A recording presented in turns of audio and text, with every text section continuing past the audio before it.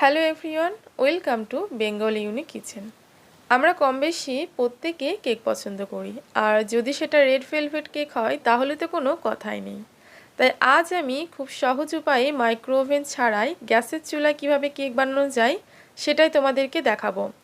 আর এই কেকটা আমি প্রেশার কুকারে বানিয়েছি। দেখতে এবং খেতে একদমই দোকানের মতো, কেউ বুঝতেই পারবে না এটা বাড়িতে বানানো। কেকের ব্যাটার থেকে শুরু করে কেক ডেকোরেশন সম্পূর্ণটাই আজ আমি এই ভিডিওতে শেয়ার করব। তাই এ টু জেড সম্পূর্ণ ভিডিওটা দেখবে। আশা করি প্রথম চেষ্টাতে তোমরা একদম পারফেক্ট কেক বানাতে পারবে।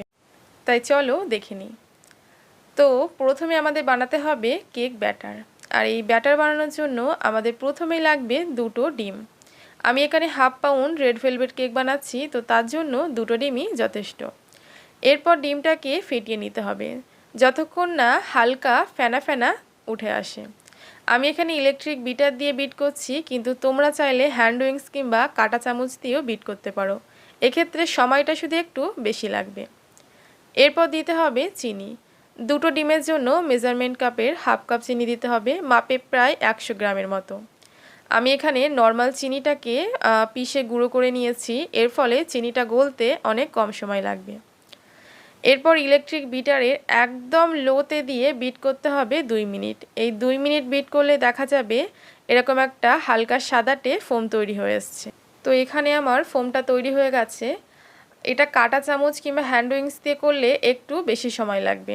আর দেখতে হবে চিনিটা যেন সম্পূর্ণরূপে গলে যায়।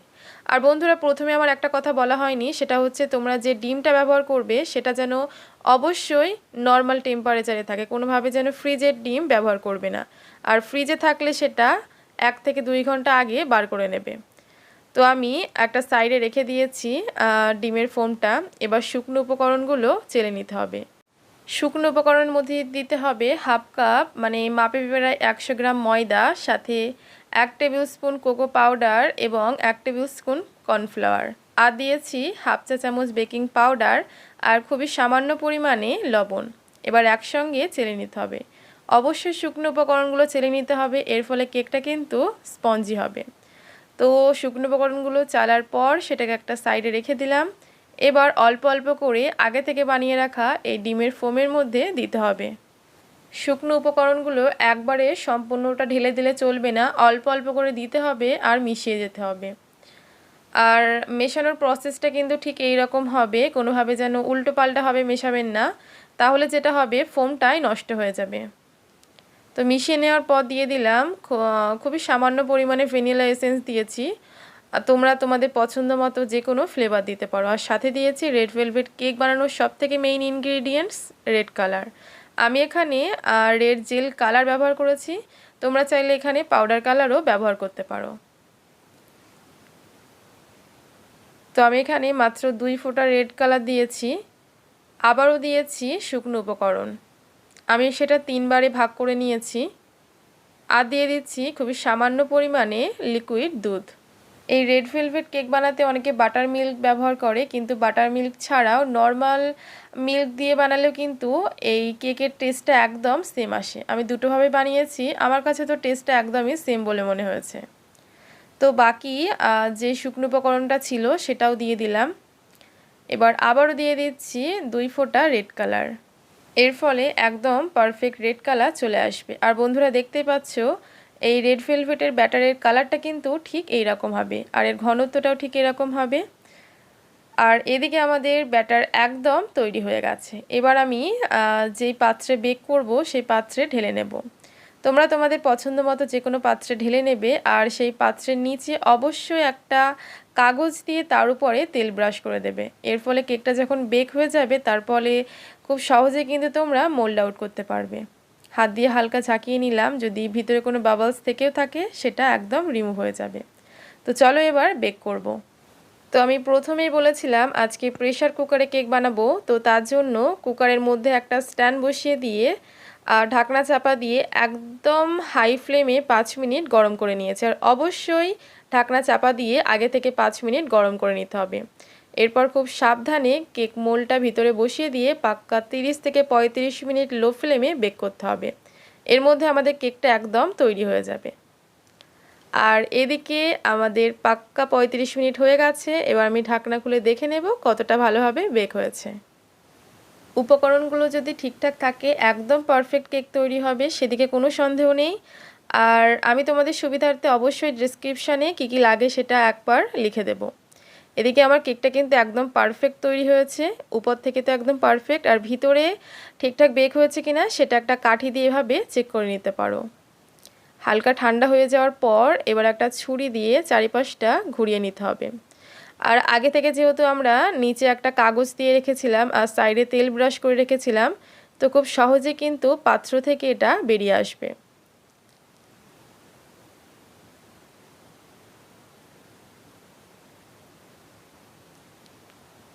তো নিচের কাগজটা এবার তুলে নিতে হবে। হালকা ঠান্ডা হয়ে যাওয়ার পর এই কাজটা করতে হবে। আর বন্ধুরা দেখো কতটা স্পঞ্জি হয়েছে, নিচে কিন্তু একদমই পুড়ে যায়নি। আবারও বলছি, কেকটা বেক করার সময় কিন্তু একদম লো ফ্লেমে বেক করতে হবে। আর প্রেসার কুকারের উপরে যে ঢাকনার উপর একটা চিমটা থাকে সেটা কিন্তু অবশ্যই খুলে ফেলতে হবে।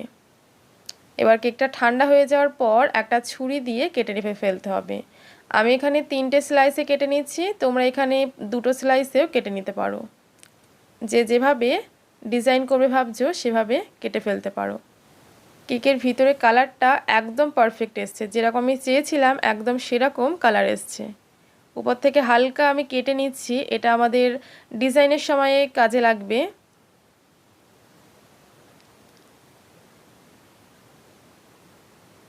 তো আরও একটা স্লাইস কেটে নেব, টোটাল আমি 3টে স্লাইস করব। কাটার প্রসেসটা না ঠিক এরকম, উপরে হালকা হাত দিয়ে ঘোরাতে হবে, আর তোমরা যে ছুরিটা দিয়ে কাটবে সেটা ঘুরিয়ে ঘুরিয়ে এভাবে কাটতে হবে।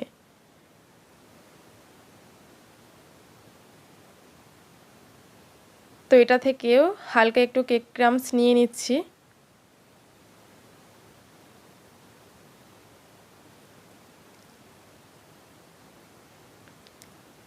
আর এদিকে আমাদের পরপর 3টে স্লাইস একদম তৈরি হয়ে গেছে। এবার এই 3টে স্লাইস দিয়ে কেকটা ডেকোরেট করতে হবে। তো কেক ডেকোরেট করার জন্য আমাদের দরকার পড়বে হুইপ ক্রিম।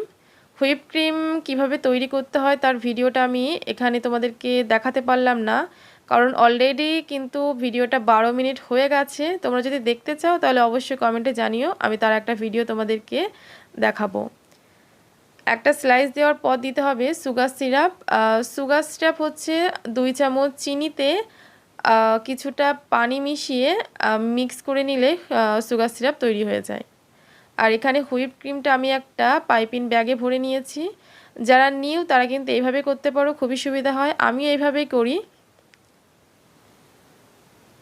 এবার একটা স্প্যাচুলা দিয়ে চারিদিকে ক্রিমটাকে ছড়িয়ে দিতে হবে।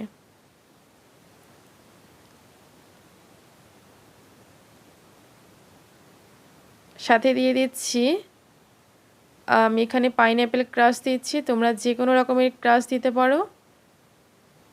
পাইনঅ্যাপেল ক্রাশ দেওয়ার পর আবারও একটা লেয়ার দিতে হবে, আর একইভাবে দিতে হবে সুগার সিরাপ। সুগার সিরাপ দিলে কিন্তু কেকের ভিতরটা খুব নরম তৈরি হয়, তাই সুগার সিরাপটা অবশ্যই দিতে হবে। আর পাইপিং ব্যাগের সাহায্যে প্রথমে আমরা যেভাবে ক্রিম দিয়েছিলাম ঠিক সেইভাবেই ক্রিম দিতে হবে। চারি সাইডেও ক্রিমটা ঠিক এইভাবে লাগিয়ে দিতে হবে। তারপর আবারও দিতে হবে পাইনঅ্যাপেল ক্রাশ। এবার একদম শেষে দিতে হবে নিচের লেয়ারটা, মানে কেকের নিচের যে লেয়ারটা সেই লেয়ারটা উপরে দিতে হবে, এর ফলে কেকের উপরটা কিন্তু একদম সমান আসবে। তারপর একইভাবে দিতে হবে সুগার সিরাপ, আর এবার দিতে হবে হুইপ ক্রিম। উপরে একটু বেশি করে দিতে হবে, আর চারিপাশেও এভাবেই হুইপ ক্রিম দিয়ে সম্পূর্ণ জায়গাটা কভার করে যেতে হবে। তো হুইপ ক্রিম চতুর্দিকে লাগিয়ে নেওয়ার পর এবার একটা স্প্যাচুলা দিয়ে চতুর্ধারে লাগিয়ে যেতে হবে, আর যদি টার্ন টেবিল থাকে সেটা ঘুরিয়ে যেতে হবে। সাইডটাও একটা স্ক্রাপার দিয়ে একদম সমান করে নিতে হবে। বাড়িতে যদি কোনো কাঠ থেকে থাকে মোটা, সেই কাঠটা দিয়ে এটা তোমরা করতে পারো। এবার উপরটা সমান করতে হবে। তো যেটা করতে হবে, যেই স্প্যাচুলাটা দিয়ে তোমরা সমান করবে সেই স্প্যাচুলাটা একবার করে টানতে হবে আর মুছে যেতে হবে, আবার একবার করে টানতে হবে আর মুছে যেতে হবে। এটা আসলে প্র্যাকটিস করতে হবে একটু। এবার আমি একটু খাঁজ কাটা মতো ডিজাইন করব, তার জন্য সাইডটা হালকা একটা স্ক্রাপার দিয়ে ঘুরিয়ে নিয়েছি একবার, এর ফলে খাঁজ কাটা মতো ডিজাইন হয়ে গেছে। আর প্রথমে আমরা যেই কেক ক্রামস একটুখানি কেটে রেখেছিলাম সেটা গুঁড়ো করে আমি চারিপাশে ছড়িয়ে দিয়েছি। এবার একটা নর্মাল রোজ নজেল নিয়েছি, এটা N1 নজেল, এটা দিয়ে আমি আজকের ডিজাইনটা করব। আমি এখানে নর্মাল রোজ ডিজাইন করছি, তোমরা তোমাদের পছন্দ মতো যে কোনো ডিজাইন করতে পারো। আর যদি এই ডিজাইনটা করো তাহলে কিন্তু N1 নজেল দিয়ে করতে হবে। খুবই সহজ একটা ডিজাইন আমি চুজ করেছি আজকে। আমি এখানে কয়েকটা রোজ বানিয়ে নিয়েছি। এবার ওই কেক ক্রামস এই মাঝখানে দিতে হবে। খুবই সহজ আজকের ডিজাইনটা, যে কেউ ইজিলি বানাতে পারবে। আর আমি অনেক সহজভাবে আজকের ডিজাইনটা দেখানোর চেষ্টা করেছি। আমার কথাগুলো শোনার থেকে বড় কথা হচ্ছে ডিজাইনের সময় তোমাদেরকে কিভাবে আমি স্টেপ বাই স্টেপ করেছি সেটা তোমাদেরকে খুবই ভালোভাবে দেখতে হবে, তাহলে কিন্তু তোমরা খুব সহজেই বুঝে যাবে। আমার কেকটা একদম তৈরি হয়ে গেছে। আর এই কেকটা তৈরির পর প্রায় 1 থেকে 1.5 ঘন্টা নর্মাল ফ্রিজে রেখে দিতে হবে, তারপর কাউকে কেটে খাওয়াবে। সে বুঝতেই পারবে না যে এটা দোকান থেকে আনা কিংবা বাড়িতে বানানো। তো আজকের পর থেকে বাড়িতে যদি কোনো স্পেশাল ডে থাকে তাহলে অন্তত একবার এই কেকটা বানানোর চেষ্টা করে দেখো। আশা করছি একদম পারফেক্ট তৈরি হবে। আর আজকের ভিডিওটা যদি তোমাদের দেখে একটু ভালো লেগে থাকে তাহলে অবশ্যই একটা লাইক করে চ্যানেলটা সাবস্ক্রাইব করে নিও। আর কেমন লেগেছে অবশ্যই কমেন্টে জানিও। দেখা হবে নেক্সট ভিডিওতে।